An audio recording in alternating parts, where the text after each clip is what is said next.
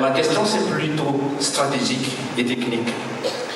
Comment vous faites pour choisir vos proches collaborateurs?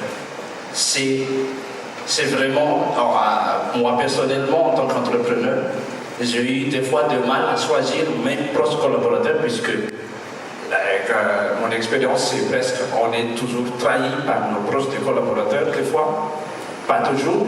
Ça, c'est vraiment difficile pour moi de choisir et surtout de donner confiance, mais j'essaie toujours dans ma principe. Il faut toujours, tout d'abord, il faut que je donne confiance et puis, normalement, en retour, je reçois de confiance. Mais je donne toujours de confiance à mes collaborateurs, mais des fois, ça ne marche pas. Voilà ma question. Comme vous dites, vous avez racheté Thomson et tout ça, vous avez choisi des collaborateurs là-bas. Comment vous avez fait pour gagner confiance de ces gens-là là-bas? Voilà, merci beaucoup. Merci Flavien, merci, bonne chance à toi en tout cas Flavien. Et bravo parce que tu es partenaire de tout dans cette organisation, bravo, c'est tellement bien organisé, je suis vraiment ravi, félicitations. Et que nous les Malgaches, on peut faire de belles choses. Merci. Alors, Flavien, je vais te dire quelque chose. Tu m'as parlé des collaborateurs à qui tu as donné ta confiance, qui t'ont trahi. Mais quand tu regardes le pourcentage des collaborateurs qui t'ont déçu par rapport à ceux qui ne t'ont pas déçu, déjà ça il faut voir. À ma majorité, la majorité ne te déçoit pas. N'est-ce pas? Bien. Mais nous les humains, des fois on a trop tendance à voir seulement le côté négatif.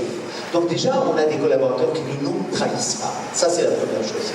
La deuxième chose, c'est pour ça que dans le cadre d'un recrutement, Flavien, c'est un conseil que je te donne. Un sujet très important, ne pas voir qu'il est technique. D'abord, avant de concentrer sur sa partie technique, regarde ses valeurs. Et ce qui est important, d'abord, c'est la loyauté de ton collaborateur. Je pense que le recrutement doit commencer par là. La loyauté et l'honnêteté.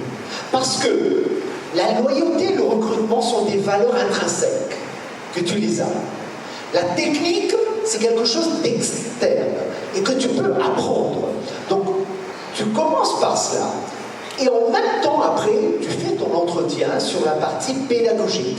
Mais sachant que si tu vois une faiblesse dans la partie pédagogique et que tu vois une force dans la partie valeur, loyauté, moi je te proposerai de l'embaucher et ensuite mettre en place un plan de formation dans ton entreprise, de le former.